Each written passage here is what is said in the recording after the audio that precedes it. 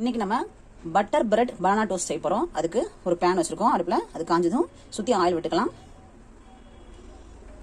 Oil நல்லா சூடானதும் நம்ம இப்படி பிரெட்டை வந்து கட் பண்ணி வச்சிருக்கோம். அது ஒன்றா சேர்த்துக்கலாம். இப்போ சேர்த்தாச்சு. இப்போ இதுக்குள்ள நம்ம கட் பண்ணி வச்சிருக்க பனானாவை கொஞ்சமா உள்ள ஃபில் பண்ணிக்கலாம். பனானாவை ஃபுல்லா ஃபில் பண்ணியாச்சு. இப்போ நம்ம சர்க்கரை சேர்த்துக்கலாம்.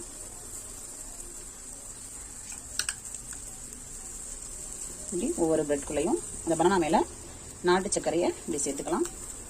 நாட்டு சர்க்கரை சேர்த்ததும் அது உள்ளக்கு நம்ம பட்டரை வந்து ஆட் பண்ணிக்கலாம். தேவையான பட்டரை நல்லா சேர்த்து ஃபில் பண்ணிக்கலாம். அதே மாதிரி எல்லா பிரெட்லையுமே நம்ம வந்து பட்டரை சேர்த்துக்கலாம். இப்போ நம்ம ஒவ்வொரு பிரெட் மேலையும் நம்ம கட் பண்ணி வச்சிருக்க இந்த பீசஸை நமக்குள்ள ஆட் பண்ணிக்கலாம்.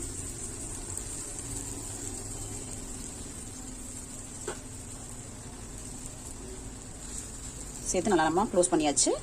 ஒரு 5 மினிட்ஸ் போல நல்லா அது ரோஸ்ட் ஆகட்டும். பிரெட் இப்போ நல்லா டோஸ்ட் ஆயிடுச்சு. இப்போ நம்ம பிரட்டி போட்டுக்கலாம். பாருங்க எந்த அளவுக்கு நல்லா சிவப்பா வந்திருக்கு.